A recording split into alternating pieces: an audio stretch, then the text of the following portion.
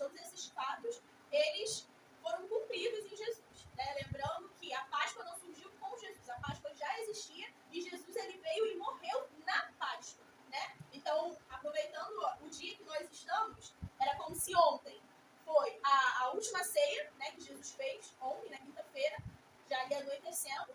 Na madrugada de ontem para hoje, Jesus foi pego, capturado, foi julgado durante toda a madrugada e hoje de manhã, né, levando em conta, né, que estamos na Páscoa, era como se hoje de manhã Jesus tivesse sido posto na cruz. Então, às 9 horas da manhã de hoje, Jesus foi posto na cruz e ficou na cruz até às 3 horas da tarde, né? Quando foi meio-dia, a Bíblia vai dizer que meio-dia houve uma grande escuridão na terra e essa escuridão ela dura até às 3 horas da tarde. E aí, inclusive, a gente cantou, né, o primeiro hino que vai falar o véu que separava, já não separa mais. Está falando justamente sobre a cortina que tinha lá no templo, né? Então, a cortina que tinha lá no templo que separava as pessoas da Arca da Aliança. E essa Arca da Aliança representava a presença de Deus, né? Então, tinha uma cortina separando a Arca da Aliança das pessoas. E só quem podia entrar lá onde ficava a Arca da Aliança era o sumo sacerdote. Ele só podia entrar uma vez por ano. Então, só uma vez por ano, só o sumo sacerdote ia ali onde ficava a Arca da Aliança e para colocar o sangue do animal ali que estava sendo sacrificado e podia estar diante da presença de Deus. E aí o que vai acontecer? Justamente durante a morte de Jesus, diz que houve um grande terremoto quando Jesus estava na cruz. E aí depois desse terremoto, diz que o véu que separava todos da presença de Deus, esse véu, ele se rasga, né? Então Jesus está na cruz, tem a escuridão, tem um grande terremoto, e aí esse véu se rasga, né? E ainda fala a luz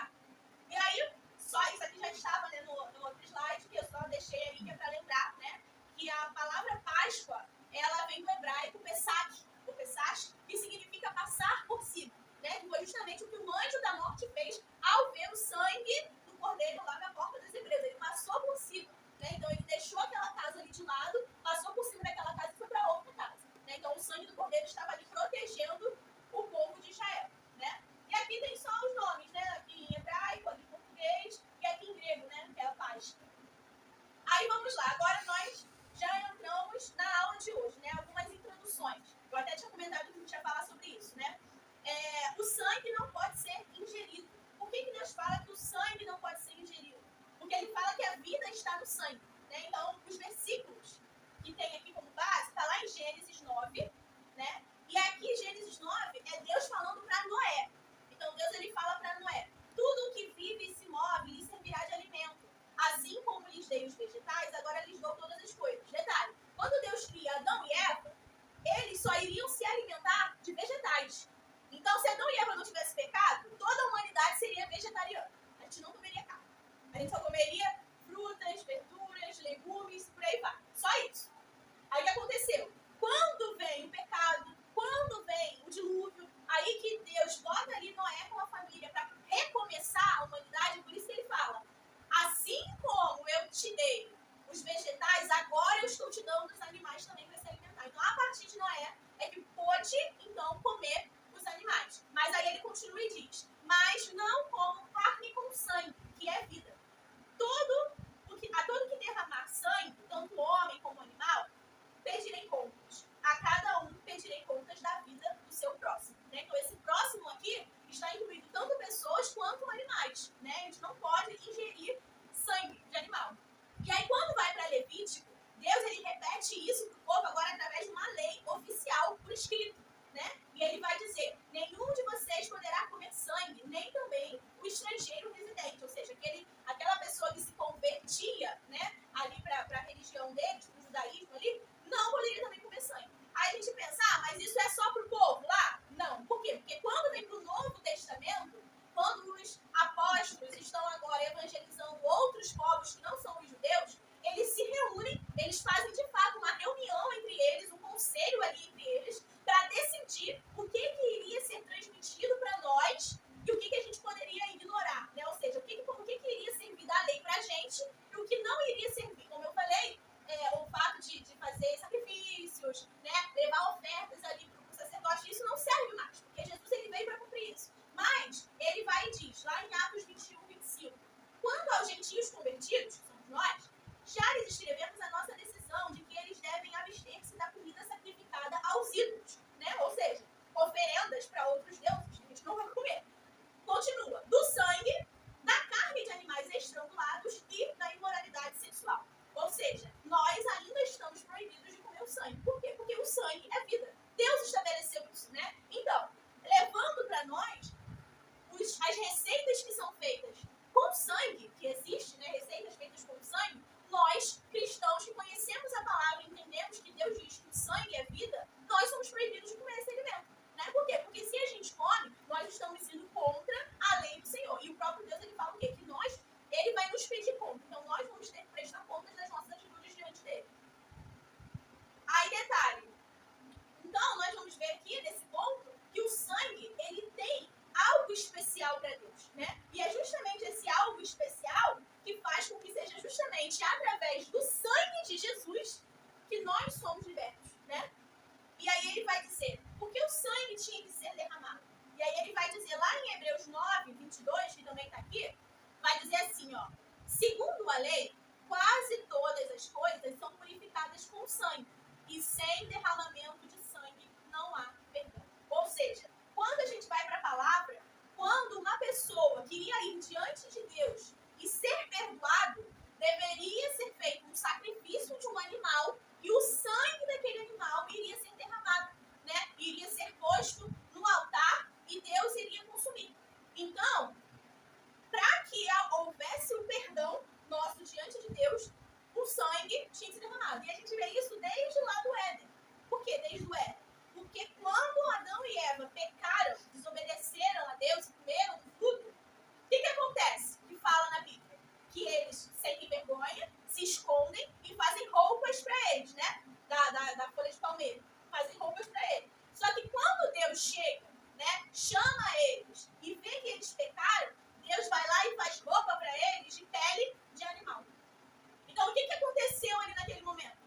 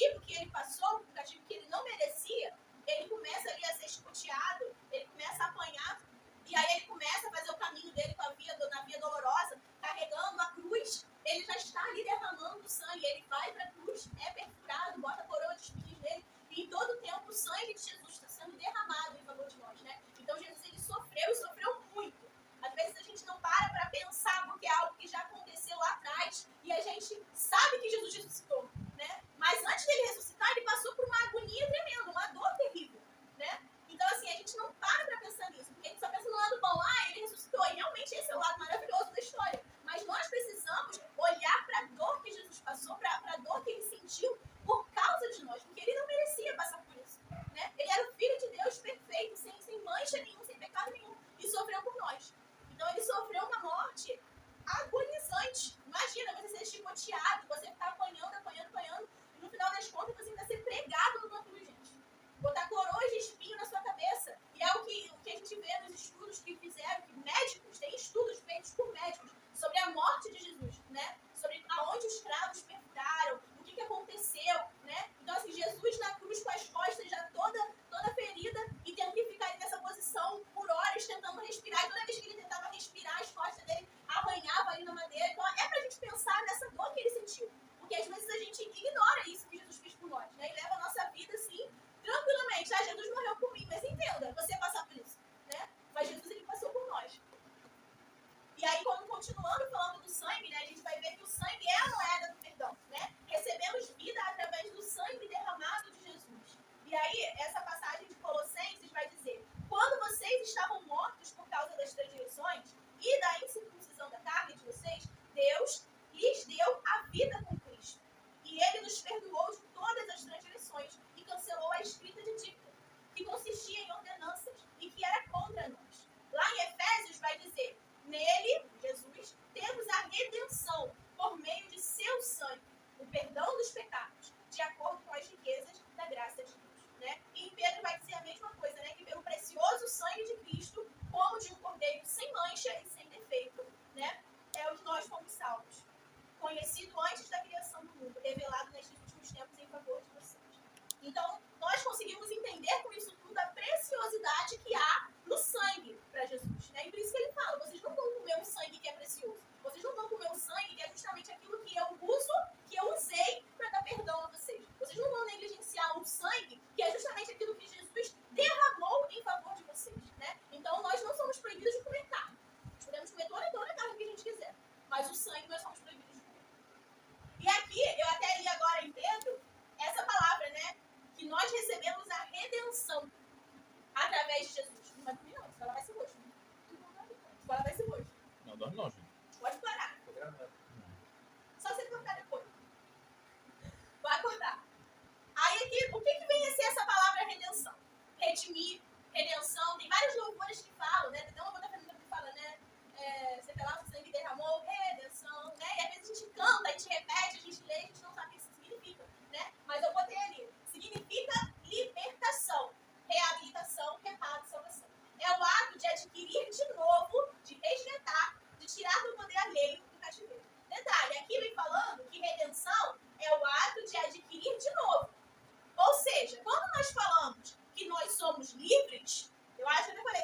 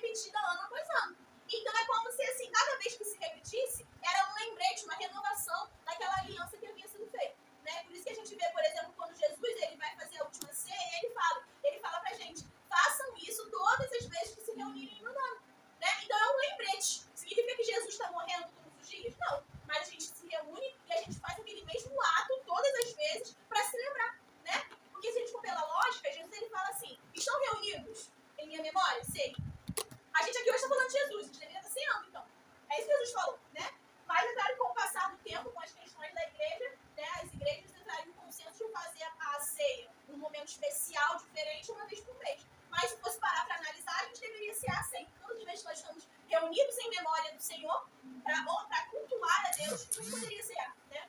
Então vamos lá. A primeira ação que a gente vê lá com o povo no Egito, que a Páscoa deu para eles como um benefício, foi a ação de Deus contra o inimigo, né? Que ação de Deus contra qual inimigo? Simples. O povo de Deus, o povo de Israel, estava preso lá no Egito. E lá no Egito, eles não acreditavam em Deus. Eles acreditavam em vários outros deuses, né? Então lá tinha o Deus do rio, o Deus da água, o Deus do sol, o Deus da plantação, o Deus da fertilidade. Para cada situação, eles tinham um Deus, né? E ainda tem, né? Dentro das culturas ainda existe isso. São deuses verdadeiros? É claro que não, nem existe, né? Mas eles fizeram e eles passaram a acreditar. Então, quando Deus ele entra com as pragas no Egito, você sabia que cada uma das pragas que Deus mandou é para combater e vencer um Deus do Egito? Sabia disso? Já tinha ouvido falar disso? Lá são vários deuses. Aí Deus manda 10 pragas. E cada uma das pragas é para vencer um dos deuses que tinha no Egito, que eles acreditavam, que eles faziam sacrifícios, que eles adoravam, né? Então a gente vai ver que os deuses dele, a maioria deles, né, era metade humano, metade animal. E aí cada um deles tinha um nome e servia ali, era responsável por uma área do Egito. E aí Deus vai lá e envia cada uma das pragas, mostrando que ele é o único Deus que existe, né? Então a primeira ação de Deus ali, com a Páscoa, ali no meio do povo, foi justamente vencer o inimigo, é mostrar, não existe Deus além de mim. Os outros deuses que vocês adoram são falsos deuses. É movido pelas trevas. E vocês estão aí cativos nas trevas, né? Então é por isso que eu botei aí, o reino das trevas é vencido. Deus executou juízo sobre os deuses do Egito, assim como nos capacita para resistir ao diabo. Aí aqui, ó, tem quais foram essas pragas, né? Então a primeira foi o rio Nilo, que era o maior rio mais importante ali do Egito. Ele foi transformado em sangue. E aí quando a gente vem pra cá, ó, a gente vê que existe lá um Deus, não, né? Que tem, ó, 1, 2, 3, 4, 5 deuses ali que representavam o rio Nilo, né? Então eu tenho esse deus aqui, eu conheço esse aqui, ó, Rabi, o Osíris e os outros eu não sei o nome não, Neite e Ator. Mas aí, ó, o que acontece? Eles viam o rio como um deus, né? Então tinham deuses ali que moviam o rio em favor do povo. Então o que eles acreditavam, né? O grande rio Nilo e sua prosperidade. Então eles olhavam para o rio e falavam, esse rio aqui, ele nos deixa próspero. Então ele é um Deus. Existe um Deus por trás desse rio, né? Não o Deus verdadeiro, mas eles criavam outros deuses. E aí a primeira praga que Deus manda é justamente na maior influência deles, que era o rio. Então Deus vai lá e bota aquele rio todo em sangue. Não é um rio vermelho somente igual a gente vê, o rio virou sangue. Então imagina o cheiro do rio. Os animais morreram, eles não podiam beber água, eles não podiam pegar a água para nada, né? E aí vai dizer, ó, desestruturação econômica, ambiental e religiosa. Principalmente a religiosa ali, eles já acharam terrível, né? Só que aí a gente vai ver na história que os feiticeiros do Egito conseguem também fazer a mesma coisa. Eles também conseguem pegar um pouco de água e transformar em sangue. Só que detalhe, eles não conseguiam fazer reverter. Eles só conseguiam fazer virar sangue. Aí vamos lá, a segunda praga foi a praga das rãs. A praga das rãs, existia uma deusa para eles lá chamada Heket, não sei, que era justamente a deusa da prosperidade, da fertilidade. E ela era corpo de humano e cabeça de rã. E eles adoravam essa deusa, né? Então Deus olha e fala assim, vocês acham que ela é a deusa? Então toma ali rãs aí para vocês. E enche o país de rã, né? E aí o que acontece? Eles passam a ter aversão ao que antes era considerado sagrado. Ou seja, se antes eles adoravam uma deusa que tinha cabeça de rã, agora eles olharam o país infestado de rãs e passaram a ter nojo, a ter medo, não queriam ficar perto daquilo, né? Aí a gente vai ver a terceira praga, é a praga dos piolhos, né? Aí vai falar a humilhação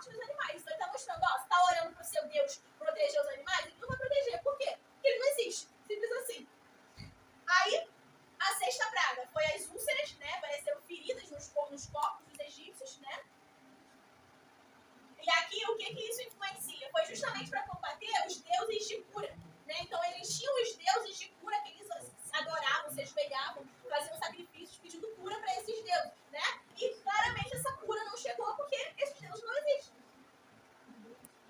Aí teve a praga do granizo, ó, outros deuses, ó, que é, por que teve essa praga do granizo? Porque o granizo vai falar, você sabe que é granizo, né, que é gelo, cai do céu, pedra de gelo, mas era em muita quantidade. E aí destruiu a plantação, destruiu tudo que estava plantado, estava guardado, destruiu, porque era muito pesado e caía por muito tempo, foi caindo. E aí o que aconteceu? Foi justamente para atingir os deuses que eles tinham, que davam prosperidade na agricultura. Então eles acreditavam que Nut, Isis e Set eram deuses que eles tinham que adorar, e esses deuses proviam a prosperidade deles, de plantação. Deus vai falar, vocês acreditam nisso? Então vou jogar para destruir para vocês verem que não existe esse Deus, né? Aí teve a praga dos gafanhotos, né? Também está ligada à agricultura. Por quê? Porque o gafanhoto, ele simplesmente... Aquilo que sobrou aqui do granizo, o gafanhoto foi lá e devorou. Né? Então o gafanhoto, ele se alimenta de planta. O que sobrou da praga anterior, ele foi lá e comeu. Da plantação,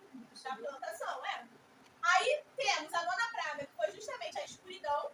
Né? Eles ficaram em trevas. E aí vai dizer, ó, os deuses. Detalhe, Amon-Ra. Né? Que tinha o deserto da Berquete. Era do Berquete, né? Uhum. Que tinham esse deus, né? E a gente fica reproduzindo e falando umas coisas que a gente não sabe, pra você ver a gravidade disso, né? Porque é uma forma, mas esse Deus ele não existe, realmente, mas é uma forma de você afrontar o Deus que existe, né? Que é o nosso Deus. Então eles tinham o Deus do Sol, das estrelas e da Lua. Então eles acreditavam que se o Sol aparecia e sumia todos os dias, tem um Deus por trás disso. Se a Lua, as estrelas aparecem e somem sempre, tem um Deus atrás disso, fala. Esse Deus, eles, como o dia, né, tem o Sol, a noite tem a Lua, eles na verdade achavam que o Deus era o Sol. E que durante o dia, esse Deus vinha visitar eles e ficava protegendo eles, e quando ficava escuro, eles tinham medo, né? Esse Deus se tirava para visitar outro povo ou para descansar, e depois no outro dia o Deus aparecia para ficar protegendo eles e depois ir embora. Eles achavam que esse Deus era o Sol. Aí, né, nesse momento, né, quando ficou em trevas 3 dias, eles falaram, olha só, cadê o Deus Sol? Ele não veio hoje para nos proteger, nos iluminar, nos trazer calor. Aí eles pensaram o quê? O Deus dos hebreus derrotaram o nosso Deus, o Sol. Entendi.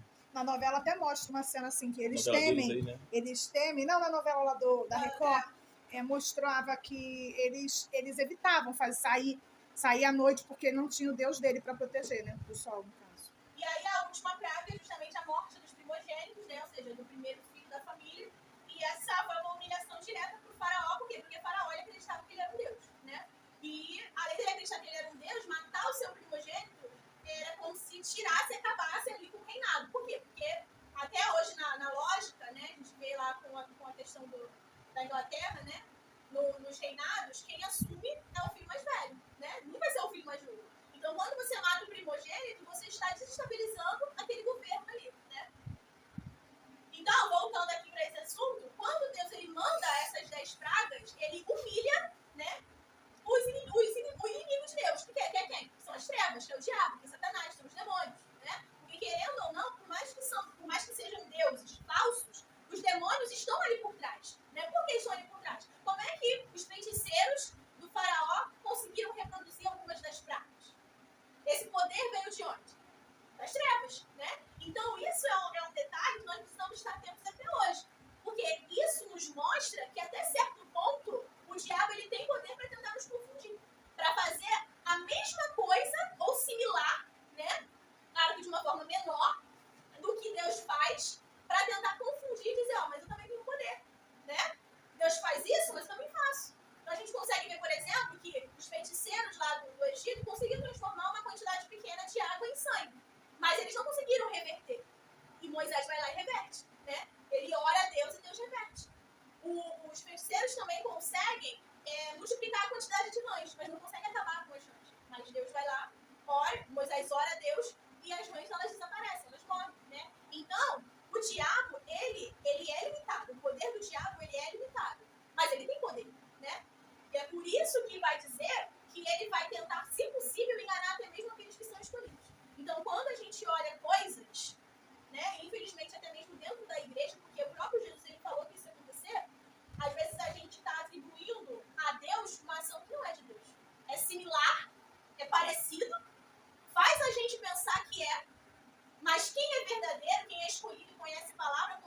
discernimento, de compreender o que é de Deus e o que não é. Então, da mesma forma que Deus executou esse juízo sobre os deuses, né, os deuses falsos, o inimigo dele, ele também dá esse poder para nós. Como é que ele dá esse poder para nós? Porque vai dizer lá em Tiago 4,7 o quê? Resistir ao diabo e ele fugirá de vós. Ou seja, o que nós precisamos fazer diante de um ataque maligno, diante do diabo? É fugir dele? Claro que não. É resistir. Por quê? Porque o Deus que está em nós é maior do que o que está com eles. O que o povo no Egito fez? Eles fugiram? Tem que pensar. Eles desistiram. Então, todas as vezes que Faraó sendo opressor ia lá e castigava, eles continuavam firmes. Deus ia lá e enviava mais uma praga. Deus ia lá e enviava mais uma praga. Até que eles foram derrotados. Aí o povo sai. Entendeu? É a mesma coisa conosco. O diabo, ele tenta botar ciladas na nossa vida, mas a palavra de Deus é clara. Resista. Resista ao diabo. Seja firme na palavra, porque ele é que tem que fugir, não a gente. Então, esse é um dos primeiros benefícios que a Páscoa nos proporciona. Como assim a Páscoa?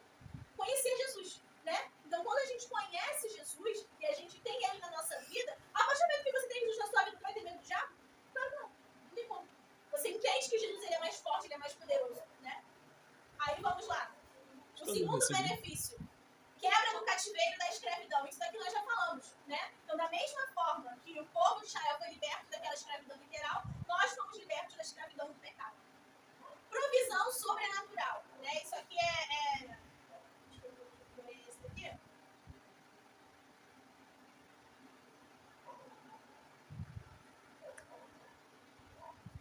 Lá em Êxodo 12 vai dizer que quando o povo ia sair do Egito, Deus fez com que as mulheres egípcias entregassem ouro, prata e objetos para eles poderem sair. Então, quando o povo de Deus saiu da escravidão, ainda saiu com coisas, ainda saiu com objetos, ainda saiu com provisão, né? E isso também equivale para nós. Lá em Filipenses 4, Paulo vai falar: o meu Deus suprirá todas as necessidades de vocês, de acordo com as suas gloriosas riquezas em Cristo Jesus.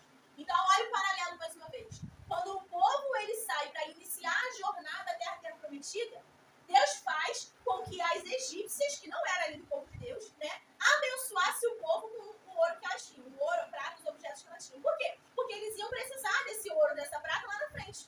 Lá na frente, para fazer ofertas para Deus, para fazer a construção do tabernáculo, eles iam precisar. Então, se eles iam precisar lá na frente, Deus já estava provendo agora.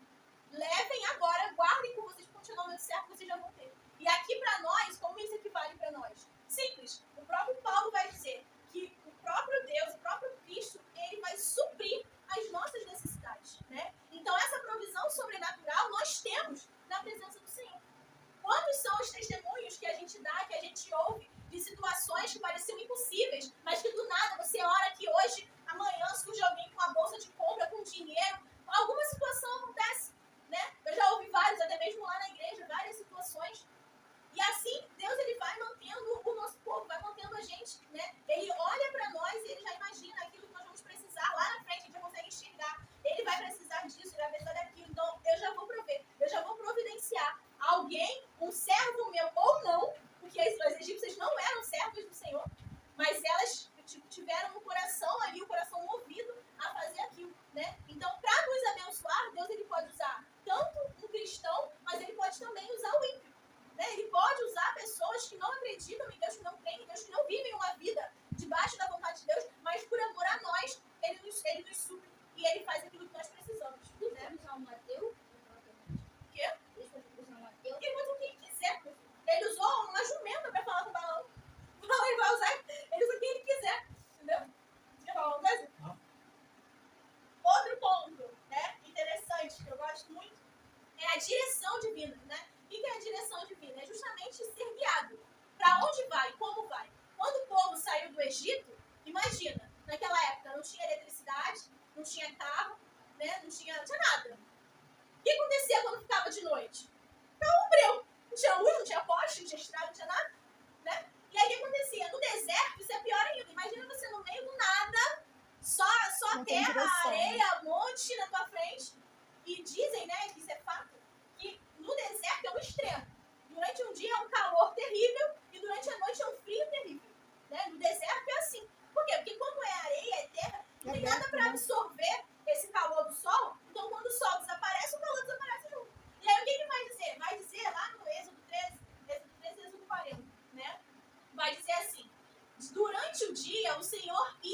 adiante deles, ou seja, Deus ia na frente do povo, numa coluna de nuvem para guiá-los no caminho, e de noite numa coluna de fogo para iluminá-los, e assim podiam caminhar de dia e de noite. A coluna de nuvem não se afastava do povo de dia, nem a coluna de fogo de noite. E aí lá em Êxodo 40 vai dizer assim, ó, sempre que a nuvem se erguia sobre o tabernáculo, os israelitas seguiam viagem, mas se a nuvem não se erguia, eles não prosseguiam. Só partiam no dia em que ela se erguesse. Ou seja, nós temos aqui dois momentos, né? Primeiro, quando o povo estava caminhando, Deus, ele estava ali presente através dessa nuvem, né? Durante o dia, era uma coluna de nuvem que protegia eles do calor e guiava eles. Então, imagina, no meio do deserto, aquela coluna de nuvem enorme assim, ó, tipo um redemoinho e andando na frente do povo, que surreal. E quando chegava a noite, aquela coluna de nuvem se transformava numa coluna de fogo. Então, eles ficavam aquecidos e tinham luz para ver o que estava acontecendo ali. Então, Deus o tempo inteiro estava mostrando o caminho para o povo, direcionando o povo. E detalhe, mais à frente, como eu li, vai dizer que a nuvem do Senhor, ela caminhava, certo? Mas quando aquela nuvem parava, o povo entendia que tinha que ficar parado. E aí vai dizer que aquela nuvem poderia ficar parada um dia. Então, o dia inteiro o povo ficaria parado. Mas aquela nuvem poderia ficar parada uma semana, um mês, um ano. E o povo entendia que enquanto a nuvem não se mexesse, eles também não iriam se mexer, né? Então, qual foi esse benefício que o povo de Deus, o povo de Israel, conseguiu depois da Páscoa? Ser direcionado por Deus, né? Aprender a confiar em Deus, aprender a olhar e ser paciente. Conforme Deus andar, a gente andar também. E o que isso tem a ver conosco? Nós passamos pela mesma coisa, né? Vai dizer lá em Romanos 8,14, porque todos os que são guiados pelo Espírito de Deus são filhos de Deus. E tem a passagem de Tiago 4, que o Nelson já tinha lido outra vez. Vocês nem sabem o que acontecerá amanhã. O que é a sua vida? Vocês são como uma neblina que aparece por um pouco de tempo e depois se dissipa. Em vez disso, deveriam dizer, se o Senhor quiser, viveremos e faremos isto ou aquilo. Ou seja, a mesma direção que o povo lá atrás tinha, né, de aparecer a coluna de nuvem, de aparecer a coluna de fogo, da nuvem se levantar ou ficar em um determinado local, nós temos isso hoje. Ué, mas eu não tô vendo nenhuma coluna. Imagina, né, se todo mundo que é convertido andasse com uma coluna de fogo, uma coluna de nuvem pela rua. Mas ia ter na rua era isso. Mas hoje, nós somos guiados como? Ele vai dizer, nós somos guiados pelo Espírito de Deus. Nós somos guiados pelo Espírito Santo. E aonde o Espírito Santo ele está? Uma pergunta. Aonde o Espírito Santo está? Em nós. Em nós. O Espírito Santo, ele habita dentro de nós. Daqueles que se convertem, daqueles que aceitam Jesus como Senhor e Salvador. O Espírito Santo, ele habita em nós. E aí, como é que é essa nuvem que se levanta ou que fica parada? É o próprio Espírito falando conosco. É quando nós oramos, pedimos uma direção a Deus e nós temos aquela forte impressão, aquele forte desejo, aquele ímpeto de fazer algo ou não. Quantas vezes que a gente pode também ter testemunhado situações de falar que, caramba, eu mesma no ano passado, ano retrasado, não lembro, já aconteceu diversas vezes, mas eu lembro, por mais de uma vez, eu acordar de um sonho, onde no sonho eu não pegava o ônibus para ir trabalhar. Eu sonhei isso uma vez. Uma vez eu sonhei, acordei e até falei com o Thiago, falei, amor, eu sonhei que eu perdia o ônibus. Eu corri atrás do ônibus, eu perdi o ônibus. Eu não consegui ir para a escola de ônibus. E eu falei para ele, vou levantar cedo porque eu não posso perder o ônibus. E aí o que aconteceu? Pior. Eu fui desobediente, porque Deus já estava falando que eu ia perder o ônibus. O que eu fiz? Acordei cedo, me arrumei, fui pro ponto, peguei o ônibus. Quando eu entrei no ônibus, eu percebi que eu estava sem meu celular. Desci no próximo ponto, lá em São Mateus, vim andando para casa na estrada, cheguei em casa e falei, amor, perdi o ônibus. Eu tinha que descer do... Bem feito. Mas tu tinha que levar o celular para o trabalho? Claro, mas como é que comunicar sem celular na rua, sem nada? E detalhe, eu nunca esqueci o celular, eu esqueci o celular justamente no dia que eu sonhei que eu não ia pegar o ônibus. E que eu Não era fiz? pra você pegar. Falei, não vou testar Deus, fui de Uber pro trabalho. E já teve outras vezes eu acordar de novo e falar, sonhei de novo que eu perdi o ônibus. E aconteceu o quê? Aí eu perdi o ônibus de vez. Aí eu falei, eu perdi o ônibus, porque ela não pode esperar o próximo. E aí eu vou questionar? Não, por que eu vou questionar? Se eu sou guiada pelo Espírito, o Espírito tá me guiando, o Espírito tá falando, não vai. E pra que eu vou teimar e vou falar, vou fazer? Pra quê? Pra depois quebrar a cara? Então assim que nós somos guiados, né?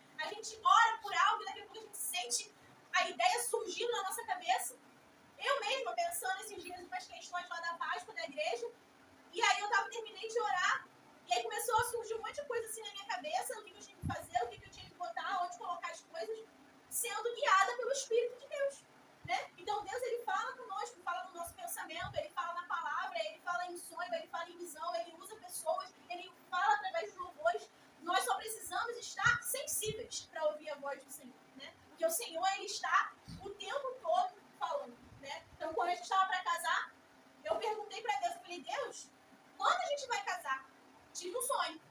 Sonhei, Tiago olhava o sonho, Tiago olhava pra mim e falava assim, já temos 1 ano e meio. Acabou o sonho. Quando a gente casou? Quando a gente tinha 1 ano e meio de namoro. Olha só, que coisa doida. Eu pedi a direção pra Deus de onde a gente ia morar, porque a gente estava vendo casa em Cabo Sul, casa em Nova Iguaçu, casa não sei aonde. Uma pregação do Jean na quarta-feira. Ele citou, parecia que ele estava citando a gente. Ele citou uma situação que era exatamente o que a gente estava falando. Ele estava falando sobre um casal que tinha, que ele falou assim, aí a menina quer morar em um lugar, o rapaz quer morar em outro, vocês precisam observar, Deus já está falando, qual é a vontade dele. E Deus já tinha falado. Deus já estava encaminhando tudo para a gente continuar aqui. Principalmente pela questão da igreja. Né? Então, assim, Deus, ele fala, e nós precisamos ser deixados o Senhor nos guiar, o Espírito nos guiar. Né? A gente não pode ficar o tempo todo esperando algo sobrenatural. Naquela época, Deus ele fez assim, algo sobrenatural, porque uma coluna de nuvem de dia e uma coluna de fogo de noite é algo sobrenatural. Mas nós precisamos entender que Deus ele fala conosco nos detalhes, em coisas mínimas, em coisas pequenininhas. Né? Então, por exemplo, igual aquela cena lá da peça que a gente viu, todo mundo sacou logo. O menino lá brincando com o Luther King e ele fala, pai, não vai. E ele fala, por que você está pedindo pra ficar? Você nunca falou isso antes? Na hora o pessoal já falou, ih, ele vai morrer. Por quê? Se ele tivesse percebido, talvez fosse um aviso de Deus, ó, algo dá pra acontecer, porque se acontece isso, se eu não me engano, isso aconteceu também com a filha do Claudinho, eu acho, né, que dizem, né, a filha do Claudinho também, do Claudinho Bochecha, também teve uma situação dessa que ela, tipo assim, ela sempre estava normal também, mas naquela noite que eles saíam pra fazer show, ela chorou pedindo pra ele não ir, né, então, tipo assim, Os Mamonas Assassinas também. ele teve um sonho, né, Acho que um componente, ele sonhou que o avião caía. Cabelo vermelho, ele sonhou. Eu acho que foram 2 que tiveram revelações diferentes. Esse sonhou, de fato, que o avião caía. E mesmo assim ele foi, né? Pois é. Então, assim, Deus, ele nos avisa 2 situações. Ou ele nos avisa pra nos impedir, ou ele nos avisa pra dar o livramento, dependendo da situação, né? Tipo assim, ó, tô mostrando isso aqui, mas eu já cortei o laço, já cortei o mal, né? Mas tem situações que ele fala que é claro que pra que você vai teimar? Você deixa se guiar pelo Espírito. Deus tá falando pra você, não faz. Ou Deus tá falando pra você, faz, dependendo do que é, né? E a gente erra nos 2 lados. Quando Deus fala pra gente não fazer algo, a gente faz. Ou quando Deus fala pra gente fazer algo, a gente deixa de fazer, né? Então nós precisamos ser sensíveis pra nos deixar ser guiados. Assim como o povo foi guiado, né, no deserto, na jornada dele, nós temos uma jornada até o céu, onde o Espírito Santo ele está aqui para nos guiar nesse caminho, nos mostrar qual é a melhor rota, a melhor forma de ir, né? Até mesmo as pessoas que precisam estar conosco ou não. Outro ponto, né, outro benefício que a Páscoa nos dá é justamente a proteção. Né? Então vai dizer, o Senhor provia livramento estável e constante para o povo no deserto e durante suas batalhas com outros povos. Ou seja, durante toda a história, enquanto o povo estava sendo obediente a Deus, a gente vê Deus provendo alimento, Deus provendo roupa que não se desgastava, né? Deus provendo calor, Deus provendo batalhas que eles iriam ganhar. Né? Então, a todo instante que o povo estava ali obediente, Deus protegia eles. E isso também é para nós, né? Então, quantos testemunhos a gente vê, a gente falando que acontece tudo, mas o povo de Deus, muitas vezes nós somos livrados. Nós passamos, às vezes, pelo susto, pela aflição, mas quando a gente olha o todo, a gente vê que a gente é livrado, né? Ah, porque Deus nos ama mais? Não, Deus ama todos igual. A diferença é que nós estamos em uma posição de obediência. Então, nós agradamos ao Senhor. E, automaticamente, aquilo que nós plantamos, a gente colhe. Então, se você planta a obediência, você vai plantar benefícios, você vai colher benefícios, você vai colher proteção, né? Minha mãe, por exemplo, pode dar um exemplo dela, que estava no ônibus. O ônibus foi assaltado, ela passou pelo susto? Passou. O bandido levou o celular dela? Não levou. Então, ela estava ali no meio, mas não aconteceu nada com ela. E eu fico pensando, cara, eu trabalho desde 2018. Desde 2018, pego o ônibus todo dia. Nunca, graças a Deus, até hoje aconteceu nada. Já teve vez de eu passar susto no ônibus? De eu achar que o ônibus ia ser assaltado? Mente que eu quero, fui embora. Não vou mesmo, vou esperar pra ver. Se Deus tá me guiando, ó.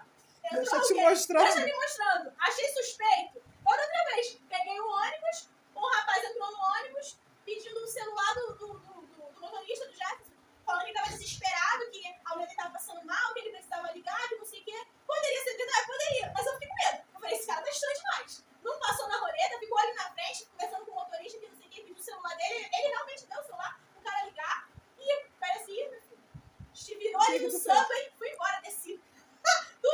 foi? Também no São João ali, Ah, tu tava voltando. tava voltando. Desci, atravessei a rua, peguei o ônibus. Entendeu? E é isso. E Deus tem me protegido. E depois não procurou saber não com o Jefferson? Cara, para as coisas acontecerem, ele teria falado, né? Mas teve outras vezes também. Deus falar, ó, eu senti que vai acontecer alguma coisa, do nada, ó, faz isso. Vem na minha cabeça assim, faz isso, eu faço. Aí entra o seu desespero também, né? Deus me protege, é isso aí, mas Deus me protege. Entendeu? Eu sinto que sou protegida. Quantas vezes eu falei que eu vou e volto da igreja, às vezes eu vou com medo, às vezes eu vou com medo, é uma coisa eu vou sozinha. Mas eu vou. Quando eu tenho que ir, eu falo, eu vou, acabou. Tiago fala, amor, eu não consegui te encontrar, vem subindo, eu vou ter que ir pra igreja direto. Eu já falo, Senhor, vambora. Falo, não. Falo, Deus, vambora comigo. Vai eu e Deus conversando. E Deus me protege. Deus me protege. O perigo aqui é um... Entendeu? E é isso. Não importa pra onde eu vá, o que eu vou fazer. Deus tá ali. A gente tem que entender o seguinte. Mesmo quando acontece, nós precisamos olhar que poderia ter sido algo pior e o Senhor tá nos protegendo, né? Porque às vezes a gente é ingrato, igual o povo. O povo, ele era ingrato. O povo no deserto era ingrato. Reclamão. Tinha comida do céu, tinha o pão, o maná que surgia do Queriam voltar pro terra. Egito. A roupa não se desgastava, eles não ficavam no sol porque tinha nuvem, eles não ficavam no frio porque tinha coluna de fogo. Aí saía, não era do jeito que eles queriam, tá o povo lá reclamando, eu quero voltar para o Egito, eu quero voltar a ser escravo, entendeu? E às vezes a gente é assim, às vezes não sai da forma que a gente quer, não é do nosso tempo, da nossa maneira. Deus só desviou um pouco a rota, tá? A gente sendo ingrato e reclamando. Mas a gente não entende que às vezes isso é para nos proteger. Assim como fala na Bíblia, que quando Deus tira o povo do Egito, tinha um caminho mais curto para eles fazerem. Mas vai falar que se eles fossem por esse caminho mais curto, eles iriam se deparar com um grupo de pessoas que eram seus inimigos. E eles seriam atacados, né? Então o que Deus faz? Vou levá-los pelo caminho mais longo. E o caminho mais longo deu aonde? Deu no mar. Lá no Mar Vermelho. E aí o povo nessa hora ali, saindo do Egito, já pensou, pronto, Deus já abandonou a gente. Ao invés de fazer a gente ir pelo caminho mais curto, já fez a gente pelo caminho mais longo. Já vou ter que andar mais, já não gosto mais desse Deus. Aí chegou lá, o que tinha? Tinha um mar, pronto. Como é que a gente vai fazer? A gente é peixe, de repente É nadar? assim, porque antes da vendo a série, eles estavam assim mesmo. Fizeram. É. Ah, vocês viram, Moisés? Falta 12 minutos pra eu acabar. No último, Guardei vai pra ver? hoje. Não, eu tô vendo sozinha. Calma. Eu só vi o episódio de ontem, vou começar a ver. Você viu, E aí, o que né? Começou a acontece? passar, não quiser. Ou seja, até quando o nosso caminho tá difícil, é porque Deus está nos protegendo de algo. Deus protegeu o povo de ser morto pelo povo inimigo. Justamente passando pelo caminho mais curto. Mas Deus falou, não vou levar vocês por aí, venham pelo outro lado. E tá a gente reclamando ali, né? Senhor, por que Deus? Ó céus, ó vida. Deus não me A ama. gente reclama de Mas tudo. é A só pessoa tá Deus desempregada, reclama porque tá desempregada. Aí arruma um emprego, Deus abençoa, arruma um emprego, depois reclama que tem que acordar pra trabalhar. Verdade. Exatamente. Né? Continuando. Saúde, né? Aqui nós temos vários versículos, mas o resumo é justamente o que está embaixo. Deus prometeu curar seu povo fiel, assim como Jesus veio para curar nossas feridas e doenças. Então, quando a gente lê esses versículos todos aí, de Êxodo, esses dois versículos aqui de Êxodo, eles vão dizer a mesma coisa. Eles vão dizer, primeiro, no 15 vai dizer, se vocês derem ouvidos aos mandamentos e obedecerem a todos os decretos, não trarei sobre vocês nenhuma das doenças que eu trouxe sobre os egípcios, pois eu sou o Senhor que os cura. Né? Então Deus está falando, é condicional. Está me obedecendo, não vai ter doença. Está andando conforme eu quero, não vai ter doença, vai ser curado. Né? E aí lá no 23 ele vai dizer, prestem culto ao Senhor, o Deus de vocês, e Ele os abençoará, dando-lhes alimento e água. Tirarei a doença do meio de vocês. Né? E lá em Isaías 53, que é justamente a profecia sobre Jesus, vai dizer assim, ó, certamente Ele tomou sobre si as nossas enfermidades e sobre si levou as nossas doenças. E lá em 1 Pedro ele vai dizer, Ele mesmo levou em seu corpo os nossos pecados sobre o madeiro, a fim de que morrêssemos para os pecados e vivêssemos para a justiça. Por suas feridas vocês foram curados. Ou seja, do que nós fomos curados? Que cura é essa que Jesus nos deu? Aqui, nós não estamos falando somente de uma cura literal, né? Que automaticamente, quando a gente lê isso, a gente já pensa assim, mas tanto crente que morre de câncer, tanto crente que morre com tanta doença, mas doença física. Só que nós somos curados de uma enfermidade muito maior, que é a enfermidade espiritual, né? Porque quando nós estamos no pecado, a palavra vai dizer que nós estamos enfermos, nós estamos doentes, né? Por isso que Jesus ele vai dizer, eu não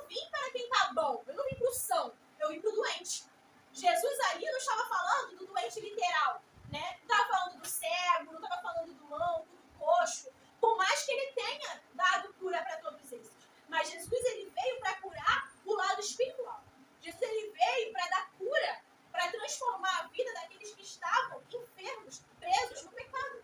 E é por isso que a profecia vai dizer que pela ferida de Jesus nós fomos curados. Então, a cura maior nós já recebemos. A cura maior é a libertação do pecado, é a vida eterna. Agora, se eu ou você, a gente vai morrer com infarto, com câncer, isso aí é de menos. A gente ama ser curado, a gente ama ser curado. Quantas vezes eu tive dor de cabeça e orei, minha dor de cabeça foi embora. Eu estava morrendo de cólica outra vez lá, o Thiago orou na mesma hora, no mesmo instante, a cólica foi embora. Eu estava com o meu problema no peito daquela outra vez, o líquido, quase 200 ml de líquido no meu peito.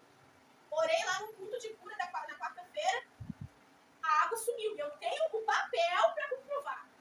Né? Porque às vezes a gente fala, não que precisa de comprovação. Não precisa, mas o papel está lá.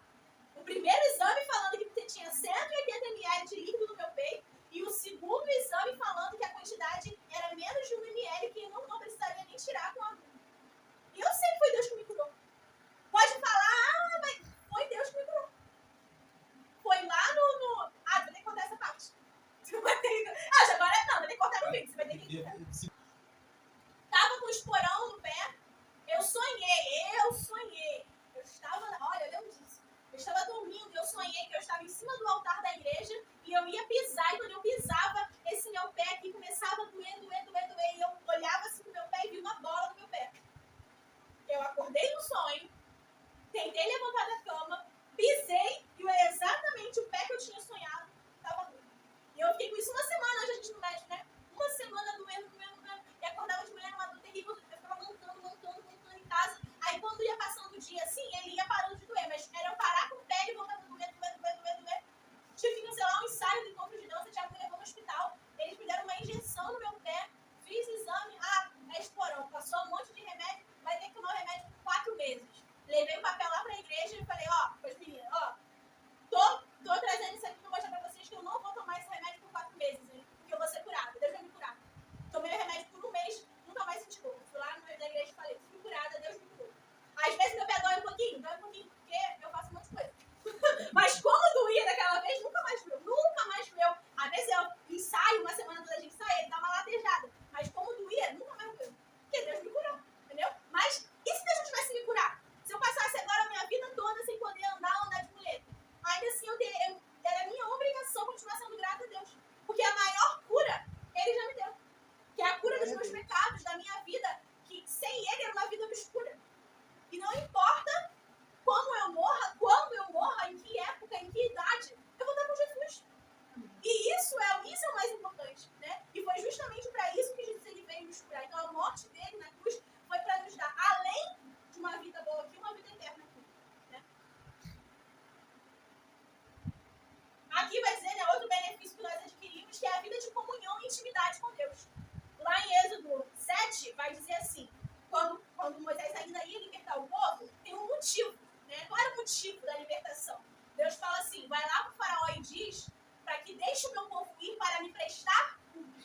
Então, se faraó representa o diabo, se o Egito representa o mundo, o pecado, quando Moisés, o libertador, vai lá e tira o povo de lá, da escravidão, é por uma razão. É para prestar culto a Deus. Então, se hoje nós fomos libertos da nossa vida, nós fomos libertos do pecado, nós fomos libertos das armadilhas do diabo, é para que possamos prestar culto a Deus. Né? Por quê? Porque é como a gente canta, né? Para te adorar foi que eu nasci. Né? Então, tipo assim, qual é a motivação de estar nessa vida se não for para prestar culto a Deus?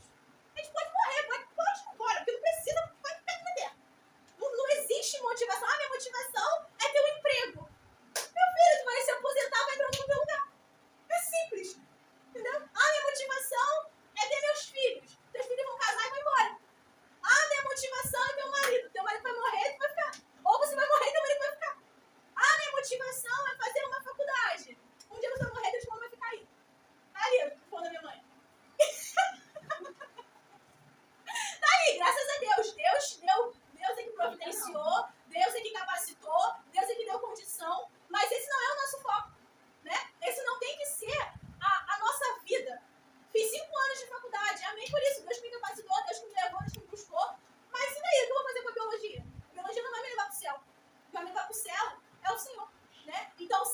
motivação na minha vida é prestar culto a Deus. Prestar culto a Deus, tanto literalmente adorar a Ele, quanto prestar culto a Ele através das minhas ações, né? Servindo aos meus irmãos, servindo à igreja, servindo à família. Isso é o essencial, para isso que o Senhor nos libertou, para prestarmos culto a Ele, para adorarmos a Ele. E é isso. A aula termina domingo. Amém.